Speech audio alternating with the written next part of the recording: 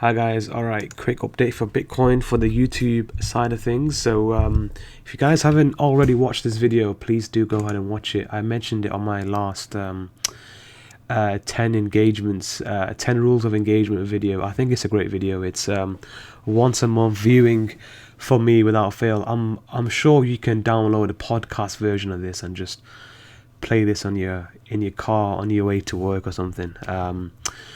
As I always say, you never really understand something the first time that you listen to it or that you watch it. So it takes a few times to really understand something. So yeah, have a look. It's a great video. So Bitcoin is just looking incredibly weak. I mean, we're working this long-term WXY pattern. We believe, I've been calling for 2,500 for quite some time, but I believe 4,200 is where things get very, very interesting, because a lot of these altcoins are really bleeding off. So there's massive buying opportunities here soon, but as of right now, it's just too risky. And for the first time, I'm actually getting quite frustrated with Bitcoin, and I've been around long enough to not get frustrated by bear market. So I can only imagine what some of you are going through, especially the ones who are under. So having a look, we were working this sort of, WXY or ABC, I suppose it's a WXY, this sort of 3-wave, 1, 2, 3 wave, and then we're working, this is obviously an ABC into here. So, let me just make that a smaller degree. Let me just change the color, not subminimate, that's a little bit too small. I like circles, there you go. So we were working this X wave. I mean, it's been working this X wave now for well over 5 months. So we're nowhere near sort of 10% off the way through here. We are well above 50-60% off the way through this bear market. I mean, once this level breaks, we're going to move down quite viciously. So a lot of this bear market's already done. I mean, there's not much time left. The major markets are going to start rolling over pretty soon here. And we're going to go over that today, actually, just to give you guys a bit of a heads up on that. And likely, that will obviously put pressure on riskier assets, so stocks, equities, Bitcoin. So obviously all the money is going to go into where it usually goes, which is bonds and which is the dollar and stuff. So it's there's not much time left basically for Bitcoin to break this 5,900. This massive X wave can only go on for so long, and the waves can only go on for so long. So the only bullish count that I have here, if you want a bullish count, is that rather than the X being here, there could be a very, very small chance that this is just so let me just make it clear, this is just let me get that off, this is just an A wave, so an ABC. This is now some sort of B wave, and now it's going to either truncate back up here or maybe go up here. So let me just make that another color, and let me just make that another smaller degree level, so hopefully everyone can see that. So it's a much larger X wave, of which we've had the W, the 1, 2, 3X, and now we've either topped out here at 8378, or that's just a larger A. So you don't really know whether it is the actual top or whether that was just part of a smaller A. Then it's going to do a B, then it might truncate here like it did, or it might continue to go higher. I think that's now becoming quite optimistic, knowing that the major markets are going to start rolling over. I think it's very optimistic and very risky, for that matter, to be long here. Inevitably, very, very soon, Bitcoin is going to end up breaking this level. It had to bounce off here. It just had to bounce. A lot of shorts were in, and they got a bit of a short squeeze. There was very strong, support here. But once that breaks, once there's 6,800 breaks, really you're looking at 59. And then once 59 breaks, it's 1 touch, 2 touch, 3 touch.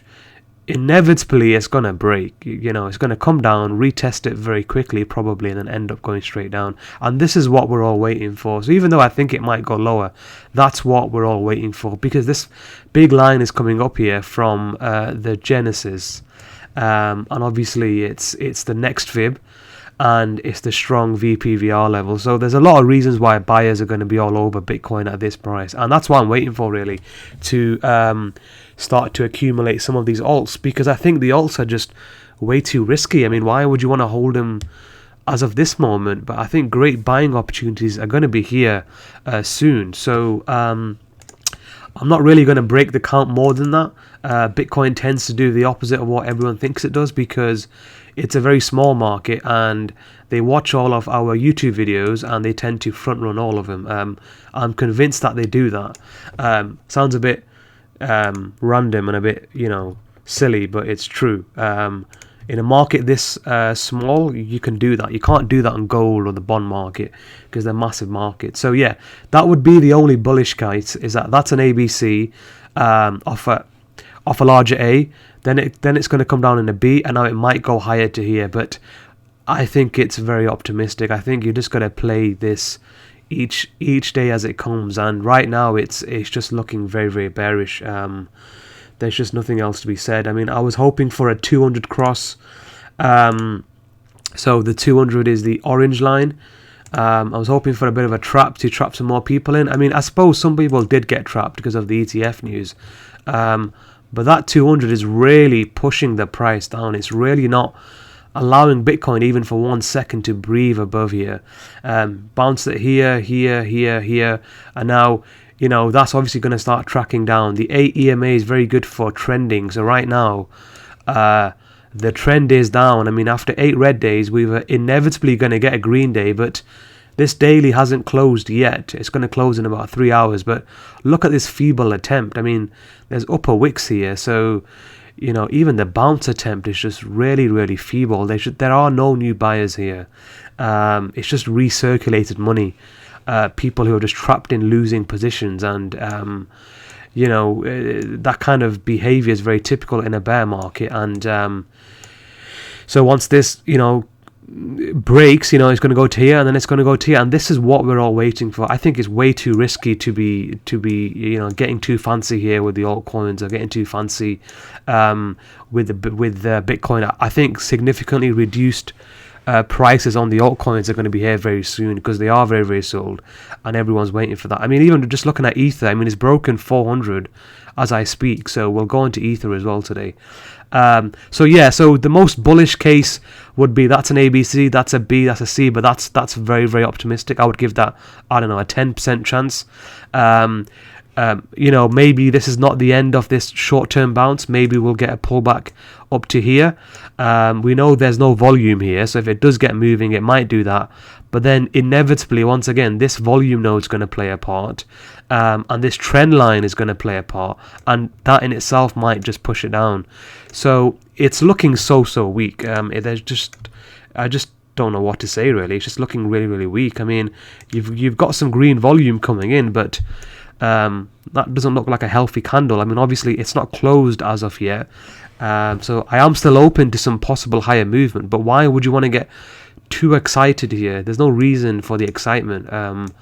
The excitement is really going to start here, and that might be here sooner than we think.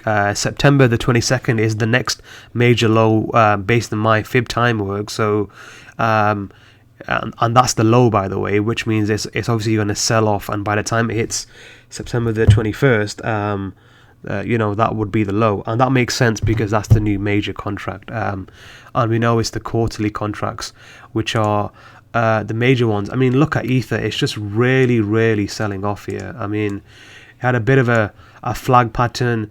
It's going to end up going to here. It's going to go to at least 360. There might be a bit of a bounce, but ultimately, everyone's waiting for 300 and below on Ether. Everyone's waiting for that. Everyone who knows what they're doing, that is. I've had these targets on for the last 7-8 months now. So this box hasn't changed at all. 311, 301, and this big yellow box between 311 and 246 is that. Obviously, there is a lower target here, but I think this will be if Bitcoin hits 4,200, then Ether will be around this sort of area. That's what I'm trying to say. This will be analogous to a Bitcoin price of 4,200. I'll quickly run through a few of them. Digibyte. Digibyte is holding up pretty well because we know it's a great coin, but it's doing this WXY pattern. Inevitably, it's going to go to here. That might be a good buying opportunity. If that breaks, it'll go to here. But as a minimum, it's going to go to here. Verge, Verge is trying to pull up some sort of effort, but really, this is where it's going to end up going into. It's going to end up doing a full reversal and bring us back to where we were when I first started doing these videos and made that great call on Verge. So it's going to end up going right back into this accumulation zone here. So, and that's between, .008 and could be as low as .003, but in this sort of zone. And then, XRP as well. Once again, these boxes haven't changed. Fibonacci and Elliott wave, you can predict these boxes and where price is going to go from a long time ago. So Ripple, we're waiting for this area to be retested. There's so much volume going on here, and Ripple, I've got a target of 0.24, 0.20. Those are fib targets, by the way, but obviously you've got volume here as well. And the other ones I've done, Siacoin, it's a great coin, great project.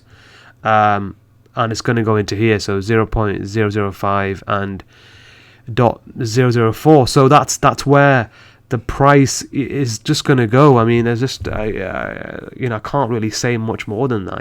That's just the way it's going to go. Make sure I'm recording this. Yeah, that's fine. And I did some work on Neo. Neo is a good. It's the only China play that we have really that I know of anyway, or that I trust enough to invest in, and things are getting very, very cheap, but it's still not quite ready yet. I've got a target here of 23 is 100% possible. There's no doubt about this target, but then it's this lower target which is 14, because if 23 breaks, inevitably it's going to get to here. So yes, it's approaching that target, but it's too soon. I don't think, just to make it absolutely clear, I don't think any altcoins should be accumulated in a high degree for investment purposes until Bitcoin breaks 5,900. I'm hoping I've made that perfectly clear. Now obviously, if you're trading this like heroes on BitMEX and Bitfinex, and you're making your £5-10 a day, fine. If you want to make that, you can make much more on Forex. It's probably a safer market as well and less manipulated, but anyway, that's a whole different story. But for investment purposes, I believe a break of 5,900 is needed, and really 4,200 is when an investor can think, okay, right now the risk is low, things are very cheap, there's not much more room to the downside, and these altcoins need to be snapped up. So that's my take on it. That's why I've not really given any really major buy calls. Not that this is investment advice, but I've not really advised any buy calls of any way until that 5,900 breaks. That's the key level, and it will move very fast towards 42. EOS, great project. Also, once again, these buy boxes haven't changed. So if you're part of the group, then I've had these targets for ages. So this is what we're waiting for here. It doesn't mean it can't go lower than this, but we're waiting for this sort of 6.0, 5.35. Yes, that might end this sort of corrective sequence, might end at 1, 2, 3, 4, 5. Then we could get a sustained bounce. But once again, just let the market go down. The market wants to go down. Path of least resistance appears to be down, let's be honest. So just let it go down and just be patient. You make 80% of your money from 20% of your trades. There's no need to get too excited here. And I keep on going back to this point. It's a time to be long, short, and then fishing. Most of the good traders who I know who make money, they are fishing most of the time. I know some who only trade once a month or once a week. They will look for a specific pattern on Forex or futures, and they go for it, and then they get the hell out of there. So there's no need to overtrade. Over trading leads to stress, leads to poor risk management, revenge trading, and you're inevitably going to end up making a mistake, probably. So yeah, those are just my targets for if you guys want them. And BTS, where's BTS? So also a very good project. but it wants to go here. It wants to go to 0.11. Once again, this has been here for a while, but very similar to Digibyte. As you can see, the very good coins are holding up. But obviously, if that breaks, it'll go down to 0.06. But you know, things are getting cheap. But just let the market die, and then you can come back in. ADA, I don't think I've done any long-term lower targets. I mean, there's only so much lower ADA can go. I mean, it's done a damn near 100% retracement, but you know, it's right in that box. But you know, a lot of these altcoins are not going to make it. I don't know which ones. I've got a vague idea. I've got a list of about 10 or 20 which I know are not gonna. I mean, which I know are gonna make it. Mainly the ones which I've covered, to be honest. So be very careful with the ones that you're investing in. Because a lot of these are going to go to zero, and Crypto AMD warned you of that 7 months ago now, or whenever he did that video. Litecoin has now finally broken this resistance, so we're getting some fresh wave of selling here live. So once again, this buy box has been here ever since January, and the group can be a testament to that. 68, 50, so very, very wide range for Litecoin, but I can see it coming towards the bottom of this box. That's just when I first started to get excited about getting some cheap Litecoin. But honestly, it's more towards the lower half. You can see this little pivot here at 57. So really, I mean, I could probably do a box like this, really. So you know, I'm looking at the lower half of that box. So let me just make that another color.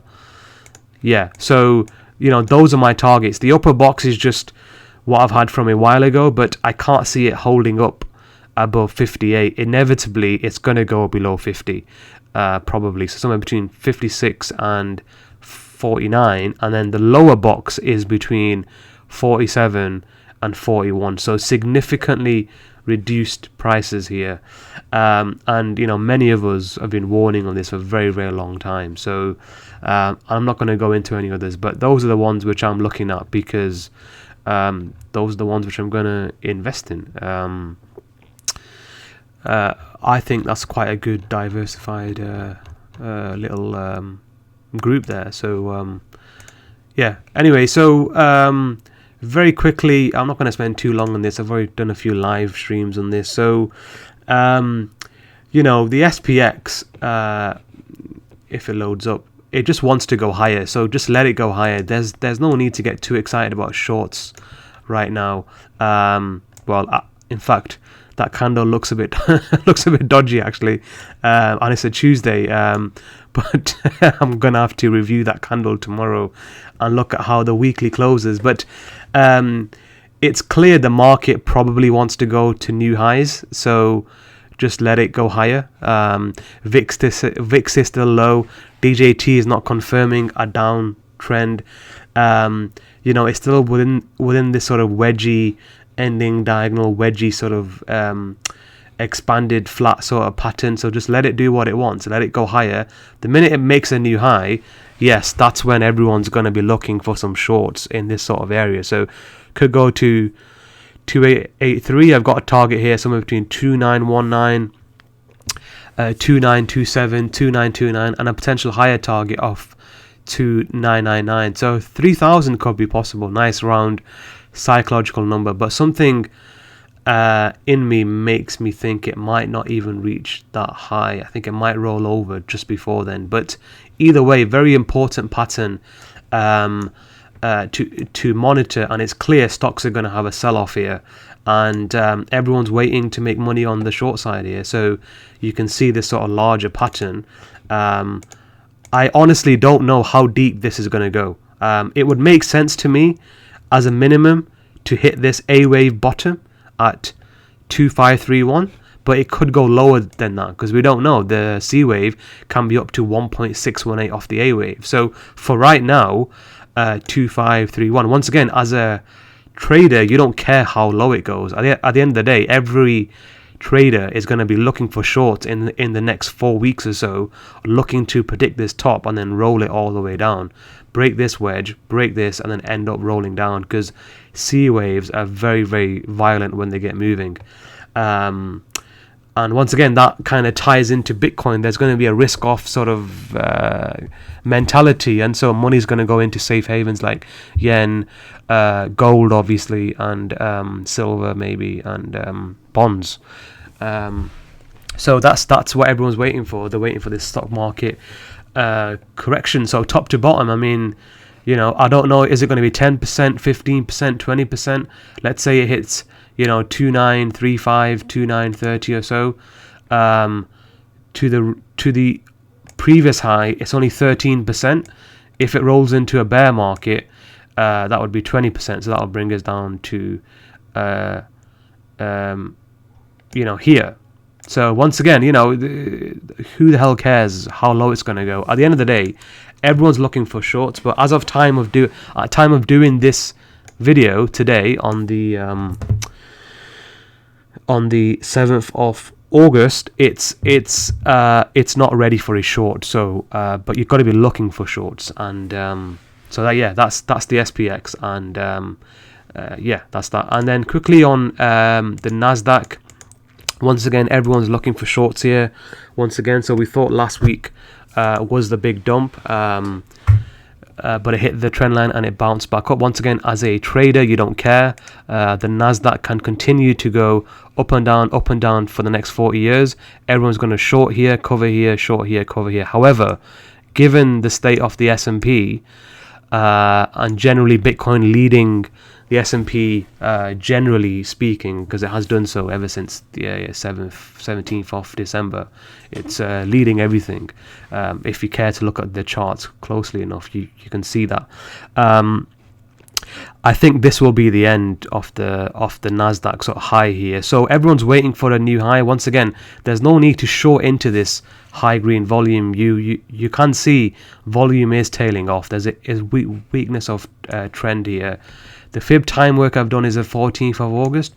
Doesn't mean it can't peak after that, but that's just an interesting sort of thing. And generally, as we keep on going back to, Bitcoin leads, tech leads after that, and then S&P leads, follows after that. So I'm looking for Nasdaq targets. I've got 2 channel lines now. So I've got a fib time on the vertical, and I've got horizontal lines here. So this box is now, the new high would be anything above 7507, 7554, 7575. This channel line is at 76, then potentially 77. I don't think this seems a bit high for my liking, but any new Nasdaq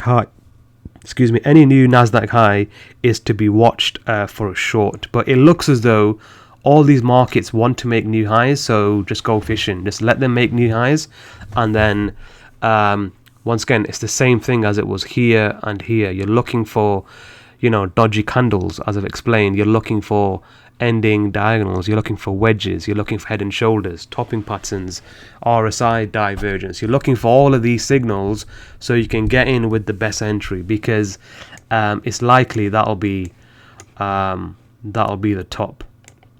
Because half of Fang's already dead. The other half they've just propped up to you know, fool a few people. So their September the 21st portfolio report that gets sent out to investors doesn't look so bad. Generally a good time to dump the market around the quarterly reports. That's just what they do. It's called window dressing. Google it. Which is what makes me think we're not quite ready yet. But September and October are the 2 most volatile of the entire year, and generally latter part of August is as well. So go in May, come back St. Leger's Day, so that's September the 12th or 13th, I believe. And it's the big boys who move the markets, and our job is to just copy them and follow them and look for their footprints in the volume. So yeah, I think that'll be the big one then, the next short, wherever it gets into here. But as you can see, there's quite a wide range there between 75 and 77, so there's no need to be shorting here. Let it do what it wants and try to get the best risk reward entry. But I don't think it's going to stop here. I think the next move down will be you know, something like this. You know, if you look at Bitcoin and you look at the Dow Jones, S&P, all of these markets are now very, very toppy, and it's just a matter of time. So once again, a lot of traders are going to be all over that. That kind of movement on the short side, if you're getting right at the top, that's a very good low risk, let's be honest, and a high reward trade, and that's what you got to be looking for. There's no need to be shorting Bitcoin for $200-$300. No one cares. You're looking for the proper big trades, either on the long side or the downside. So spend more time fishing, start generating ideas, and likely you'll become a better trader if you trade less. The best people who I know who make consistent profits, they trade less and they make more. It's quite funny how that works out. And follow me on Twitter, because I mentioned tracking DJT, tracking VIX, tracking the inverted Qs, tracking Apple as well. So you need to be looking at everything. You can't just say, oh, you know, Nasdaq is hitting a fib target. And you know, you look at these sort of candlesticks, they look very, very bullish if you take off volume. They look great, but you bring on volume, you can generally understand, look, there's generally selling pressure and the bulls are just drying up. That is showing a weakness of trend. So I look at everything. That's just the only way. I mean, it's a guessing game, but you want to put the odds as much into your favor as you can. So yeah, let the market make new highs, let Bitcoin dump, and just let the market do what it likes, and then you can then jump in. Nothing else to cover then, really. And then, you know, gold, everyone's waiting for the big rally in gold. It's just a matter of time. Stock market sell-off, correction, whatever you want to call it, will push money into safe haven assets, and gold is very, very oversold. They are, you know, really manipulating that price and keeping it low.